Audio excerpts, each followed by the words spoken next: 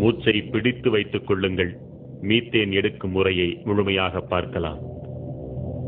மீத்தேனுக்கான துளைகளை 6000 அடிகளுக்கும் கீழாக இடுவார்கள். பின்னர் அங்கிருந்து பக்கவாட்டில் பல்லாயிரம் மீட்டர்களுக்கு துளைத்தெடுப்பார்கள். ஓர் ஆழ் துளையிலிருந்து பல திசைகளிலும் பக்கவாட்டு துளைகளை இடுவார்கள். பின்னர் அந்த துளைகள் வழியாக வேதிப்பொருட்களை மிக அதிக அழுத்தத்தில் செலுத்தி ஆழத்தில் இருக்கும் பாறைகளை வெடிக்கச் செய்து அங்கு சிக்கியிருக்கும் மீத்தேனை விடுவிப்பார்கள். விடுவிக்கப்பட்ட மீத்தேன் இவர்கள் அனுப்பும் ரசாயன நீரோடு கலக்கப்பட்டு பின் வெளியில் எடுக்கப்படும். வெளியில் எடுக்கப்பட்ட பின்னர் மீத்தேன் எரிவாயு மட்டும் பிரித்தெடுக்கப்படும். ஒரு மீத்தேன் கிணறு அமையும் பகுதியை 5 to 7 நாட்களுக்குள்ளாக சுத்தம் செய்து 50 to 100 நாட்களுக்குள்ளாக முழுமையாக துளையிட்டு விடுவார்கள். ஆழ் துளையிலிருந்து மீத்தேனை எடுக்கும் முறையை ஒருமுறை பார்த்தாலே போதும், நம் மனமெல்லாம் பதறிப் போகும். இந்தியா என்பது ஒரு விவசாய நாடு. விவசாயம் இந்தியாவின் முதுகெலும்புன்னு சொன்னா இந்தியாவின் முதுகெலும்பை முறிக்கின்ற வேலை, தமிழகத்தின் முதுகெலும்பை முறிக்கின்ற வேலை இப்ப நடந்துட்டு இருக்கு.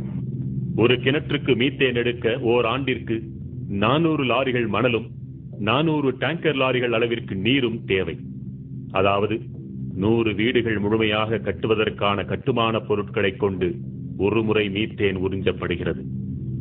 ஒரு மீத்தேன் கிணற்றுக்கு மட்டும் 5 நாட்கள் நடக்கும் இந்த நீரியல் விரிசல் முறைக்கு 5,66,00,000 லிட்டர் தண்ணீர் தேவைப்படுகிறது.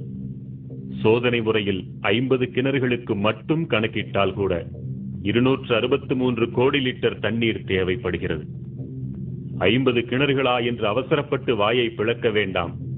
நம்மை வாழ வைக்கும் தஞ்சை டெல்டா பகுதியில் சுமார் 2000 மீத்தேன் கிணறுகள் வரவிருப்பதாக புள்ளி விவரம் சொல்கிறது. அப்படியானால் அந்த 2000 கிணறுகளில் ஒரு முறை மீத்தேன் எடுக்க மட்டும் 4 TMC தண்ணீர் தேவைப்படும். 4 TMC நீர் என்றால் எவ்வளவு தெரியுமா? அதை கொண்டு சுமார் 40 லட்சம் பேருக்கு அன்றாடம் 100 லிட்டர் வீதம் ஆண்டு முழுவதும் பகிர்ந்தளிக்க முடியும்.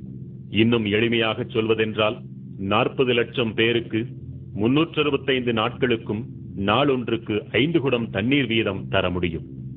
மேட்டூர் அணையின் முழு கொள்ளளவான 80 TMC நீரை இந்த கிணறுகள் 4 மாதங்களில் குடித்து தீர்க்கும் என்றால் இதன் அபாயத்தை புரிந்து கொள்ளுங்கள். இந்த பகுதியில் முதலில் குடிநீர் இல்லாமலும் அடுத்தது விவசாயம் இல்லாமலும் படிப்படியாக இந்த பகுதி மக்கள் இந்த மண்ணை விட்டு வெளியேறுகின்ற நிலைமை ஏற்படும். கர்நாடகாவிடமிருந்து 10 TMC தண்ணீரை பெறுவதற்கே 20 TMC கண்ணீரை விட வேண்டிய நிலைமையில் இருக்கிறோம் நாம். என்றால் மீத்தேன் கிணறுகளுக்கு தேவையான நீர் அனைத்தையுமே காவிரியிலிருந்து மட்டுமே எடுப்பார்கள் என்று குழந்தை கூட நம்பாது. நிச்சயம் ஒட்டுமொத்த தமிழகத்தின் தண்ணீரும் இதற்காக உறிஞ்சப்படும். இப்படியே அடுத்து வரும் 30-40 ஆண்டுகளுக்கும் மீத்தேன் குடிக்கப் போகிறார்கள் என்றால் நம் இயற்கை வளங்கள் எவ்வளவு கொள்ளை போகும் என்பதை கற்பனையாவது செய்து பார்க்க முடிகிறதா? இது நமக்கும் நம் சந்ததிக்குமான குடிநீர் அல்லவா? தனியாரின் கொள்ளை லாபத்திற்காக கொடுத்துவிட்டு தண்ணீர் இல்லாமல் நாம் அலைய வேண்டுமா? தண்ணீருக்கு இந்த நிலை, மணலுக்கு என்ன நிலை என்பதை இனி பார்ப்போம். ஒரு கிணற்றுக்கு 400 லாரிகள் மணல் தேவைப்படுகிறது என்றால் இனி வரவிருக்கும் 2000 கிணறுகளுக்கு 8 லட்சம் லாரிகள் மணல் தேவை. அதாவது 80,000 வீடுகள் கட்ட தேவைப்படும் மணலை விழுங்கப் போகின்றன இந்த மீத்தேன் கிணறுகள். இதே போன்று 40 வருடங்களுக்கு மணலும் தண்ணீரும் விழுங்கப்பட்டுக் கொண்டிருந்தால் நம் தலைமுறைகள் என்னவாகும்? இந்த மணலையும் தண்ணீரையும் கொள்ளிடம் காவிரி மட்டுமல்லாமல் தமிழகத்தின் இதர ஆறுகளில் இருந்தும் நிச்சயம் எடுப்பார்கள். ஏற்கனவே மணலை தின்று தீர்த்த மட்டும் போதாதென்று இப்படி அடிவரை சுரண்டும் அதிபயங்கர திட்டம் வேறா? கொள்ளையடிப்பதற்காக எவ்வளவோ சிந்திக்கிறார்கள், அதை தடுப்பதற்காக கொஞ்சமாவது சிந்திக்க வேண்டாமா? மீத்தேனை எடுக்க மணலும் தண்ணீரும் மட்டுமல்ல, 635 வகையான நச்சுத்தன்மை வாய்ந்த வேதிப்பொருட்களும் பயன்படுத்தப்படுகின்றன. நச்சென்றால் சாதாரண நச்சல்ல, கதிரியக்கம் கொண்ட வேதிப்பொருட்கள் கலந்த நச்சு. இத்தகைய நச்சு வேதிப்பொருட்கள் தான் அடுத்த 30-40 ஆண்டுகளுக்கு நம் தாய் மடி போன்ற தஞ்சை நிலத்திற்குள் செலுத்தப்படும். நினைத்து பாருங்கள், இது மட்டும் நிகழ்ந்தால் நம் நிலம் என்னவாகும்? நம் இனம் என்னவாகும்? ஆறு அமிலமாகும், மண் மலடாகும், பிறகு வாழ்க்கை ஏது நமக்கெல்லாம்? சொல்வதெல்லாம் கனவல்ல, இந்த உலகம் ஏற்கனவே கண்டதைத்தான் பாருங்கள் என்கிறோம். வேற எந்த ஏரியாலையும் 1 கிலோமீட்டர் ஒரு கிராமங்கிறத பார்க்க முடியாது. ஓல்டு தஞ்சாவூர் டிஸ்ட்ரிக்ட், தஞ்சாவூர், திருவாரூர், நாகப்பட்டினம் எடுத்த தஞ்சாவூர் டெல்டால மட்டும்தான் இவ்வளோ டென்ஸ் பாப்புலேஷன் இருக்கிறது தமிழ்நாட்டில். இந்த டென்ஸ் பாப்புலேஷனோட வாழ்வாதாரம், வாழ்க்கை எல்லாத்தையும் கெடுத்துட்டு ஒரு டெவலப்மெண்ட் வந்ததுன்னா அது எந்த அளவுக்கு கரெக்டுங்கிறதுல யாராலையும் முடிவு சொல்ல முடியாத ஒரு விஷயம். இந்த பகுதியில் தான் பல்லுயிர் பெருக்கம் நிலவுகிறது. இந்த பகுதியில் தான் கோவில்கள் போன்ற பழங்கால சின்னங்கள் எல்லாம், நாகரிக சின்னங்கள் எல்லாம் இருக்கின்றன. இந்த பகுதியில் தான் மும்மதங்களின் புனித தலங்கள் எல்லாம் இருக்கின்றன. மீத்தேன் கிணற்று குழாய்களில் ஏற்படும் உடைப்புகள் மற்றும் பழுதுகள் காரணமாக மீத்தேன் கலந்த நீர் நிலத்தடி நீரோடு கலக்கிறது. கலந்த நீர் கசிவுகளாக நிலத்திற்குள் ஊடுருவி நீர் ஆதாரங்கள் வழியாக வெளிப்படுகிறது. குடிநீர் குழாய்கள் வழியாகவும் விவசாய பாசன குழாய்கள் வழியாகவும் வெளியேறுகிறது.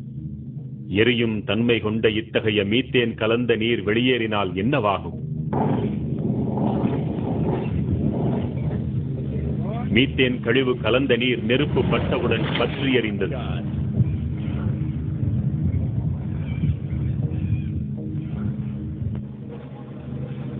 உங்கள் வீட்டு குழாய்களில் தண்ணீர் பற்றி எறியலாம், வீடெறியலாம், ஊரெறியலாம், ஏரி குளங்கள் ஆறுகள் அனைத்தும் தீ பற்றி எறியலாம்.